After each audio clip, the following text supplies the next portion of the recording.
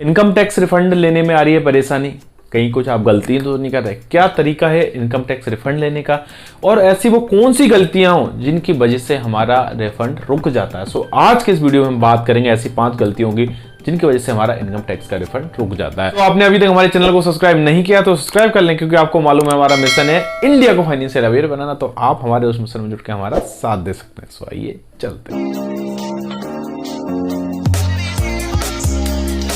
नमस्कार दोस्तों, मैं हूं शैलेंद्र और स्वागत है आपका मार्केट मिस्ट्री चैनल में। जैसा कि हम बात कर रहे थे कि ITR का रिफंड, इनकम टैक्स अगर हमने भरा उसका रिफंड हमें कैसे मिलेगा, अगर रुक गया तो क्या कारण हो सकते हैं। 11 जुलाई 2023 यानी 9 दिन पहले ही इनकम टैक्स में पिछले साल जितना इनकम टैक्स फाइल हो चुके हैं, यानी इस बार लोगों की संख्या काफी बढ़ गई है इनकम टैक्स फाइल करने वालों में। आज जैसा कि आपको मालूम है 31 जुलाई 2023 लास्ट डेट है 22-23 के इनकम टैक्स भरने की।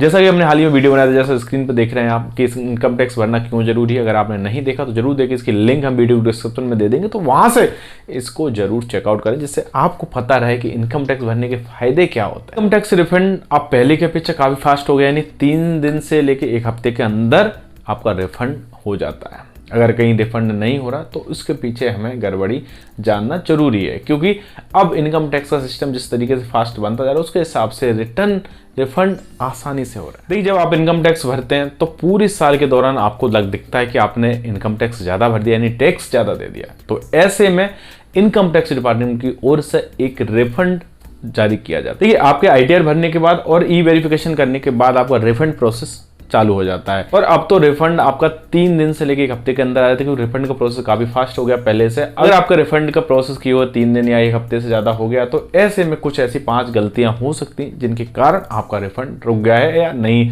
आ रहा है, नहीं प्रोसेस हो रहा है। सो आइए जानते हैं वो ऐसे 5 कौन से कारण है जिनकी वजह से हमारा रिफंड रुक गया। सो वीडियो को अंत तक बने रहे, पूरा देखें, स्किप ना करें, कहीं आपसे कुछ इंपोर्टेंट छूट ना जाए। वीडियो पसंद आए तो लाइक जरूर करिएगा। जिसमें सबसे पहले हम पॉइंट की बात करते हैं ITR में अधूरी जानकारी। देखिए, क्या होता है, कई बार हम ITR भरते हैं तो कई जानकारी हमसे छूट जाती हैं और नहीं समझ आता, तो ऐसे में हमारा रिफंड रुक जाता है। तो करना क्या, इनकम टैक्स को आप प्रीव्यू करें, अगर आपको कुछ गड़बड़ लगता है तो उसके साथ एडिशनल इन्फॉर्मेशन के साथ अपने डॉक्यूमेंट अटैच करके असेसिंग ऑफिसर को भेजें। यार उनसे फोन पे बात कर सकते हैं या उन्हें मेल के जरिए आप उनको डॉक्यूमेंट भेज सकते हैं। साथ ही साथ डॉक्यूमेंट भेजने के बाद आप एक्नॉलेजमेंट रिसिप्ट जरूर ले लें, जिससे आपको पुख्ता हो जाए कि आपने डॉक्यूमेंट भेज दिया। अब इसमें हम दूसरे पॉइंट की बात करें, टैक्स बकाया। देखिए, कई बार क्या इनकम टैक्स भरते हैं तो कैलकुलेशन में गड़बड़ी होने के कारण टैक्स नहीं छूट जाता है, यानी कि हमें कहीं टैक्स भरना था तो हम नहीं भर पाए, इसके कारण बहुत सारी समस्या आ जाती है और हमारा रिटर्न गलत हो जाता है। तो अब करना क्या है, अपने डॉक्यूमेंट और आपके टैक्स लायबिलिटी को चेक करना है। अगर आपने सही भरा है तो रेक्टिफिकेशन का आपको फॉर्म भर के भेजना है। अगर आपका रिटर्न गलत हो गया है तो उसको रिटर्न को दोबारा से भर दें और आप दोबारा से फिर से अप्लाई कर दें अपने रिफंड के लिए।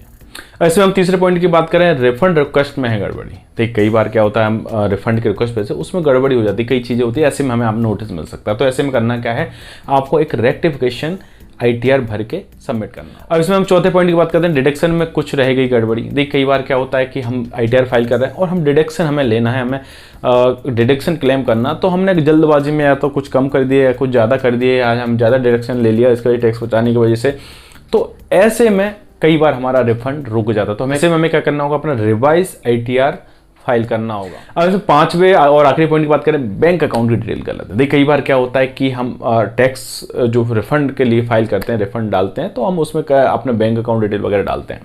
तो आप उसको जरूर चेक करें कि आपने जो रिफंड के लिए बैंक डिटेल दी है क्या वो सही है। अगर वो सही है तो ऐसा तो नहीं कि रिफंड डालने के बाद बैंक अकाउंट की डिटेल है बदल गई, इसके कारण आपका रिफंड हो गया, तो ऐसे में आपको रिफंड री इशू रिक्वेस्ट जारी करनी है। ओवरऑल अगर हम बात करें तो इनकम टैक्स का महीना निकला जा रहा है, 31 जुलाई लास्ट डेट है 22-23 का रिटर्न भरने के लिए, तो आप जरूर भरें अगर आपने नहीं भरा है। और साथ ही साथ रिफंड की आपने रिक्वेस्ट डाली है, तो ये अगर बहुत टाइम हो गया, 1 हफ्ते से ज्यादा हो गया, नहीं आ रहा है, तो आप इन पैरामीटर को जरूर चेक करें कहीं ये गड़बड़ी तो नहीं, और अगर है तो जैसा हमने बताया उस तरीके से आप दोबारा से रिक्वेस्ट करके अपना रिफंड ले सकते हैं। उम्मीद करता हूँ आज के वीडियो आपको पसंद आया होगा, अच्छा लगा होगा। अच्छा लगा तो अपने दोस्तों परिजनों में शेयर करें, उन लोगों को जरूर शेयर करें जिन लोगों ने रिफंड के लिए रिक्वेस्ट की है बट रिफंड नहीं आ रहा है।